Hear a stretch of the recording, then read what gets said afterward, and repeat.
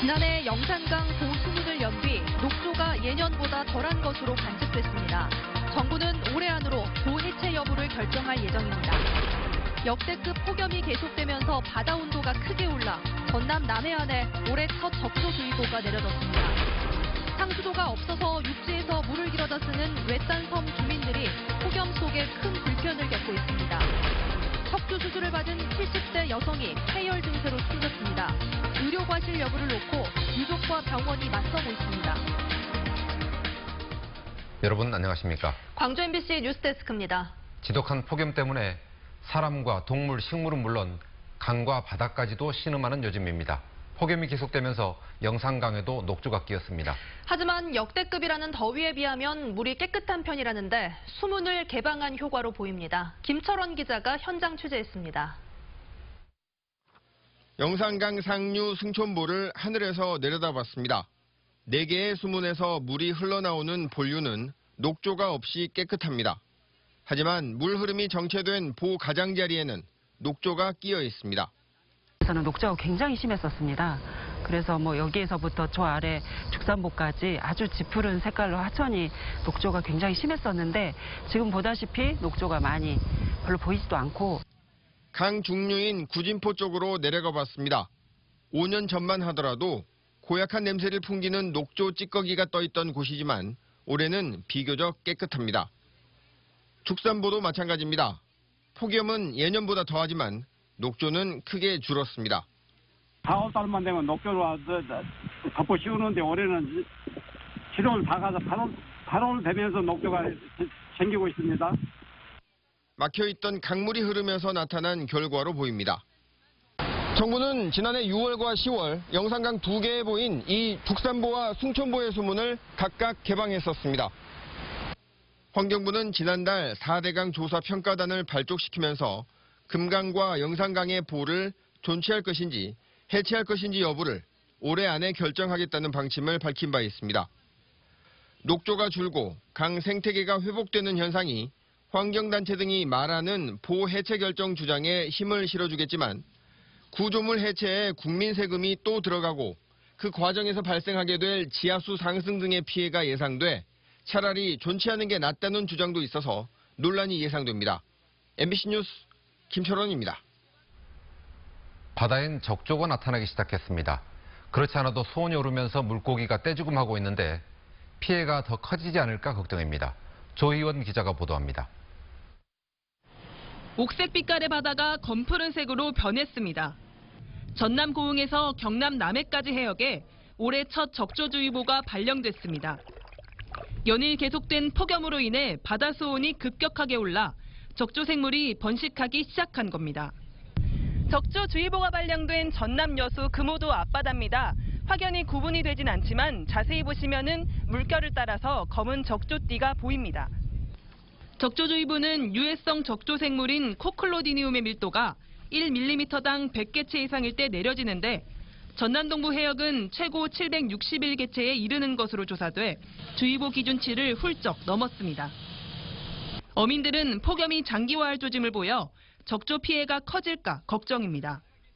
아직 피해가 크진 않지만 고수온에 취약한 우럭과 돌돔은 벌써 하나둘씩 폐사하기 시작했습니다. 작년도보다 보면은 지금 수온이 약 한 2도 정도로 지금 빨리 오른데 한 2, 3일 전에 지금 갑자기 팍 올랐어요. 출하량이 잘 안 되죠. 우럭 같은 경우. 전남도는 적조 상황실과 고수온 현장 대응반을 운영하는 등 피해 예방과 대응책 마련에 부심하고 있습니다. 우리 도에서는 적조 방제 및 고수온 대비하여 신속한 초동 방제 및 양식장별 책임 담당제 운영을 통해 피해 예방에 총력을 대응할 계획입니다. 최근 남해 일부 해역의 수온은 25도에서 29도를 기록해 평년 수준을 크게 웃돌았습니다. 10여일째 폭염특보가 계속됨에 따라 앞으로도 국지적으로 급격한 수온 상승이 나타날 것으로 관측돼 적조로 인한 피해가 확산되진 않을까 어민들의 불안감이 커지고 있습니다. MBC 뉴스 조희원입니다. 아무리 더워도 도시에선 물 걱정은 안 합니다만 섬 지역에서는 식순환이 심해지고 있습니다. 1년 365일이 가뭄이라는 외딴 섬에 양현승 기자가 다녀왔습니다. 진도 팽목항에서 100km 1시간 떨어진 진목도. 80대 주민들을 중심으로 10여 세대가 살고 있습니다. 이 섬은 저수지도 바닷물을 민물로 만드는 해수 담수화 시설도 없습니다. 육지에서 오는 물과 하늘이 내리는 빗물이 전부입니다. 그래서 1년 365일 가뭄입니다. 샘물하고 또 장터도 물 갖다 여주 뭐 그놈 먹고 그래라. 식수도, 설거지와 세탁에 쓸 물도, 청소에 쓸 허드렛 물도 아쉽습니다. 작은 텃밭 농사는 물을 못 줘 진작에 포기했습니다. 콩줄물이 없게. 콩줄물이 없어. 그렇게 못 주지. 물이 못 줘. 아무리 못해도 못 줘. 진목도처럼 육지에서 물을 길어와야 생활이 가능한 섬은 갈목도와 느록도 등 진도군에만 24곳. 보름에 한 번꼴로 30톤급 급수선 한 척이 돌며 물을 공급하고 있습니다. 한 달 중에 이제 공휴일 껴 있고 날씨 안 좋으면 못 오지 않습니까? 그리고 뭐 나머지는 이제 다 물 주는 날이죠. 그래서 산허리에 물탱크를 가득 채우는 날이면 주민들은 부둣가에 마중 나와 급수선을 반깁니다. 수자원공사도 주민들에게 생수를 지원하며 광역 상수도를 설치 못하는 마음의 짐을 덜고 있습니다. 항상 육지에서 살다 보니까는 사실은 이제 발령 나가지고 여기 진도 온 지가 지금 2년 됐습니다. 또 그러다 보니까는 처음에는 너무 생소해서 근데 이제 이게 현실이구나 싶어서 하여튼 저희들은 물복지 실현될 때까지 당장 물 걱정을 덜어낸 주민들은 불볕 더위 속에 다음 급수선이 찾아올 보름 뒤까지 물을 아껴 쓸 궁리부터 하고 있습니다. MBC 뉴스 양혜승입니다.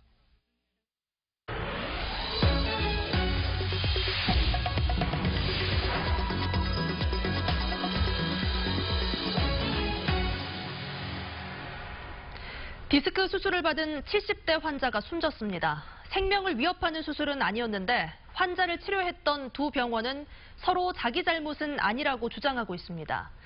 유족들은 그러면 누구 잘못이냐며 억울함을 호소하고 있습니다. 송정근 기자가 보도합니다. 72살 장모 씨가 이 병원에서 척추 협착증 수술을 받은 것은 지난 4월입니다. 그런데 수술 부위에 피가 멈추지 않고 피부 아래에 고이는 증상이 나타나 제거 수술을 3차례 더 해야 했습니다. 이 과정에서 혈액 염증 수치가 급격히 높아져 광주의 모 대학병원으로 옮겨 치료를 받았습니다. 상태가 좋아져 올레병원으로 돌아온 장 씨는 다시 염증이 악화돼 대학병원에 치료를 받다 지난달 24일 폐혈증 증세로 숨졌습니다. 유족은 처음 허리 수술을 한 병원에 책임을 물었습니다. 환자분들이 오셔서 그 얘기예요. 어떻게 디스크 때문에 사람이 죽냐고. 반대로 저한테 물어보거든요. 디스크 수술은 사람 죽는 병이 아니라고. 허리 수술을 한 병원은 치료와 수술에는 문제가 없었다며 대학병원에서 처방한 약물이 알레르기를 유발했다고 주장했습니다. 대학병원 측은 환자의 상태가 좋아진 건 자신들 병원에 왔을 때라고 반박했습니다. 현재는 병원 입장에서 특별히 이 환자가 갈 때 상황은 어떻게 됐느냐 별 문제 없는 걸로 거기 기록에도 그렇게 아마 작성이 돼 있는 걸로 제가 알고 있어요. 박 씨는 어머니가 병원에서 수술을 받은 뒤 감염에 의한 폐혈증으로 숨졌다며 병원 앞에서 30일 가까이 이른 시위를 벌이고 있습니다. 유족들은 정확한 사연을 밝히기 위해 시신부검을 하자는 경찰과 병원 측의 요구를 편파적일 수 있다는 이유로 거부하고 있습니다. 이런 가운데 장 씨의 시신은 처음 수술했던 병원 영안실에 한 달 가까이 안치돼 있습니다. MBC 뉴스 송정근입니다. 여수의 자동차 전용 도로에 도시의 상징문을 짓는 공사가 석 달 가까이 중단돼 있습니다. 알고 봤더니 충분한 사전 협의도 없이 공사부터 시작한 게 화근이었습니다. 보도에 문영철 기자입니다. 여수 상징문이 건립될 예정인 자동차 전용 도로. 마무리 작업으로 한창 분주할 시기지만 거푸집에 둘러싸인 콘크리트 구조물만 도로 양쪽에 덩그러니 서 있습니다.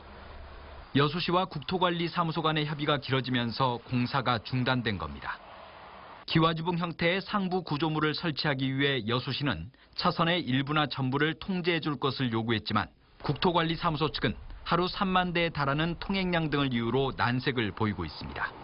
공영주의 도로는 당연히 이제 통제할 수는 없는 것이죠.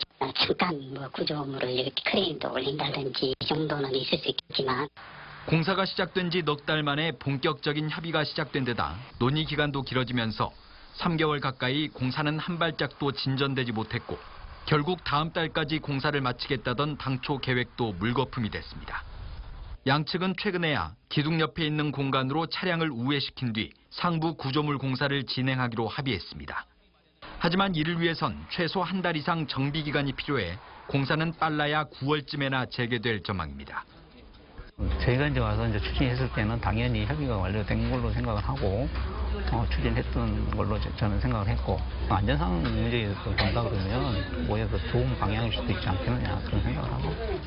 여수시는 연말까지 공사를 마치겠다고 밝혔지만 우회도로의 경우 도로폭이 좁고 직선도로도 아니어서 운전자들의 불편은 석 달가량 이어질 전망입니다. MBC 뉴스 문형철입니다. 광주 북부경찰서는 5살 원아를 학대한 혐의로 광주 모 어린이집 보육교사 35살 최모 씨를 불구속 입건했습니다. 최 씨는 지난 5월 자신이 근무하는 광주시 북구 우산동의 어린이집에서 5살 남자아이의 귀를 잡고 공중으로 들어올리는 등 학대한 혐의를 받고 있습니다. 교사는 아이가 자신의 질문에 대답을 하지 않자 학대 행위를 한 것으로 알려졌고 경찰은 다른 원아들도 괴롭힘을 당했는지 조사할 방침입니다.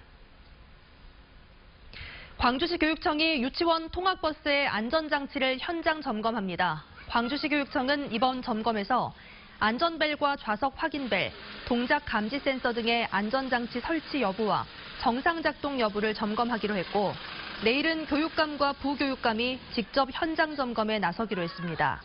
한편 시교육청은 2년 전에 발생한 통학버스 사고 이후 전국에서 유일하게 모든 어린이 통학버스에 이중 안전장치를 설치했습니다. 고 노회찬 정의당 원내대표의 광주 분향소에도 추모객들의 발길이 이어지고 있습니다.